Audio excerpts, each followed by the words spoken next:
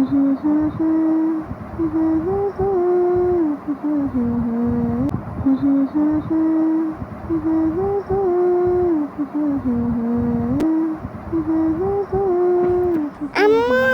এখনো আছেন না কেন? আসসালামু আলাইকুম। আমি এসে পড়েছি ফাতেমা। আমাকে কেন দরকার? ওয়ালাইকুম আসসালাম আপু। আপু এসে পড়েছে। আপু আপনি এত দেরিতে কেন এসেছেন? আমার জন্য এত অস্থির হচ্ছেন কেন ফাতেমা? আপনি কি কিছু বলতে চান? বললে তাড়াতাড়ি বলুন। জি আপু। আমি একটা গজল শিখেছি। সত্যি? তাহলে তো ভালো ব্যাপার। তো আপনি আমার রুমে একটু বসেন, আমি ফ্রেশ হয়ে আসি, তারপর আপনার গজল শুনবো আমি ইনশাল্লাহ। যান, আপনি গিয়ে বসেন আমার রুমে। আচ্ছা ঠিক আছে আপু। আম্মু কোথায়? আম্মুকে যে দেখে আসছে, আম্মু কি করে? আম্মু আপনি কই? আম্মু কার্টুন ক্যারেক্টার গ্রিন স্ক্রিন। আম্মু আপনি রান্না করতেছেন? যাও, পরে রান্না করে দিব, বিরক্ত করো না। আম্মু দেন না রান্না করে।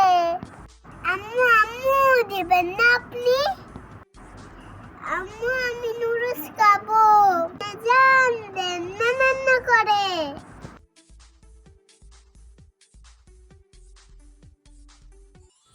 কি হয়েছে ফাতেমা? তুমি আম্মুকে বিরক্ত করতেছো কেন? আপু আমি নুডলস খাবো। আচ্ছা আচ্ছা, ঠিক আছে, আমি না হয় রান্না করে দিব। তাহলে কি হবে তোমার ফাতেমা? না না আমি এখনই খাবো। ফাতেমা, তুমি কি বুঝো না আম্মু রান্না করলে কত কষ্ট হয়? তাহলে তুমি এইভাবে বিরক্ত করতেছো কেন? তুমি তো ভালো মেয়ে, সবই বুঝো। আম্মুর রান্না শেষ হলেই আমি তোমাকে নুডলস রান্না করে দেব ইনশাল্লাহ। ঠিক আছে আপু।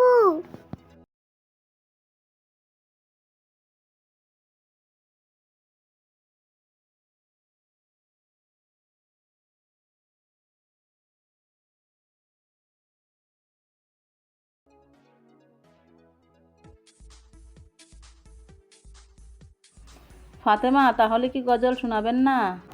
রাগ করলে কি আমার সাথে? আমার কথা একটাও শুনে না, কালে আমাকে বকা দেয়।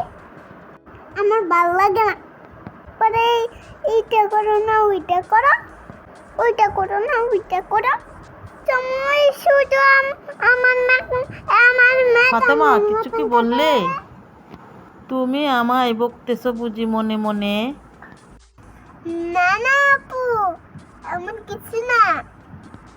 আপু আমি এখন গজল বলি। আচ্ছা, তাহলে শুরু করো। বিসমিল্লাহির রহমানির রহিম। হাসবি রাব্বি জাল্লাল্লাহ মা ফি কলবি গায়রুল্লাহ নূরে মুহাম্মদ সাল্লাল্লাহ লা ইলাহা ইল্লাল্লাহ। মাশাল্লাহ, অনেক সুন্দর হয়েছে ফাতেমা। তারা দুই বোন একে অপরের সাথে আলাপ করতেছিল নানান বিষয় নিয়ে, বিশেষ করে তার বাবার কথা আলোচনা করতেছিল। ফাতেমা, চলো যাই। চলো না পূজাই।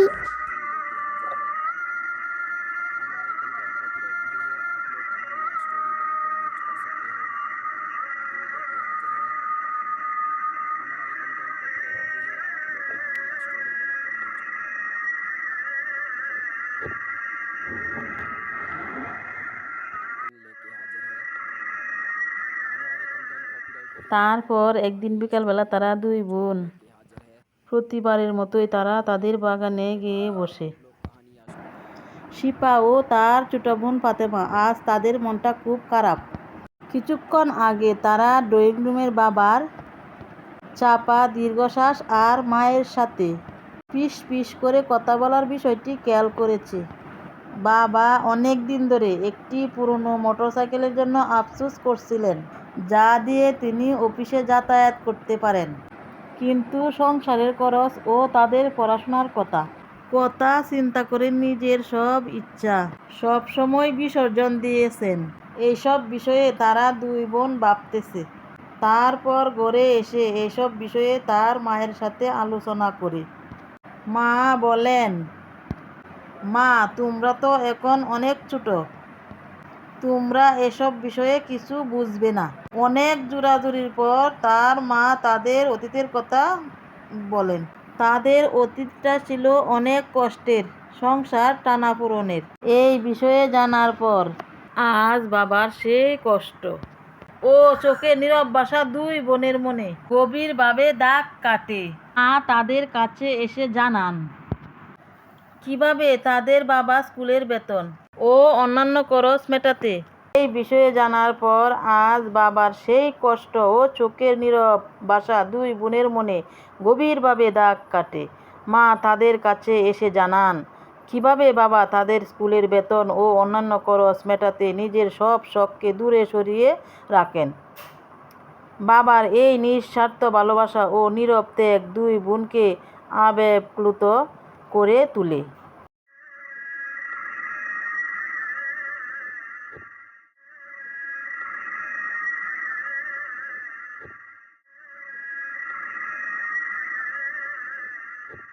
ঠিক তখনই ক্লান্ত শরীরে অফিস থেকে ঘরে ঢুকলেন বাবা এবং তারা তাড়াতাড়ি বাবার কাছে আসে।